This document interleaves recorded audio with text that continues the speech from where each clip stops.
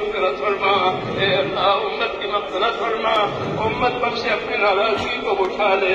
یا اللہ ہم امت پر سے اپنے ناراضگی کو اٹھا لے، اور موجبات مغفرت اور موجبات رحمت ہم پوری امت کی زندگیوں میں قائم فرما دے، اے اللہ ہمیں وہ خیر عطا فرما دے جو آپ اپنے نیک بندوں کو دیا کرتے ہیں، ہمیں ان تمام شرور سے، ان تمام فتنوں سے، ان تمام بلاؤں اور آفتوں سے ہماری حفاظت فرما، جسے آپ اپنے نیک بندوں کی حفاظت فرمانا چاہیں، اے اللہ ہماری مدد فرما، اے اللہ آپ نے ہم کو اس کام کی توفیق عطا فرمائی ہے، اے اللہ اس کام کو ہمارے لیے آسان فرما، ہماری تدبیر کو قبول فرما،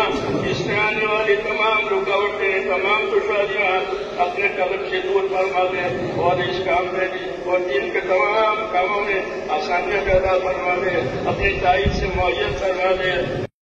وہ جتنی خدمتیں دین کے لیے ہو رہی ہے، اے اللہ ان تمام محنت کرنے والوں کو اپنے مقبول کرنے میں داخل کرنا، خدمت کرنے والوں کو اپنی مقبول کرنے میں داخل فرما، اور جو کام ہو رہے ہیں ان تمام کاموں کو اپنے کرم سے مقبول فرما، منصور فرما، ہماری اور ہمارے تمام دینی امور کی ہر جگہ حفاظت فرما، اے اللہ ہر جگہ حفاظت فرما، اس کی تائید فرما، اپنے اللہ ہر شر سے، ہر فتنے سے، ہر فساد سے، ہر شریر کے دھرارت سے، ہر دین کے فتنے سے، اے اللہ ہماری اور ہمارے دین کی اور ہمارے دین کے کاموں کی پوری پوری حفاظت فرما، اور اپنی مدد سے معیت فرما، اور دور اور دیر کے لیے خیر کے پھیلنے کا ہم کو ذریعہ فرما دے، دور اور دیر کے لیے اے اللہ ہم کو خیر کے پھیلنے کا ذریعہ فرما دے، ایک ایک امتی کو خیر کے پھیلنے کا اور شر کے مٹنے کا ذریعہ فرما دے، اے اللہ امت کی صلاحیتوں کو دین پر لگا دے، اے اللہ امت کی صلاحیتوں کو دین پر لگا دے،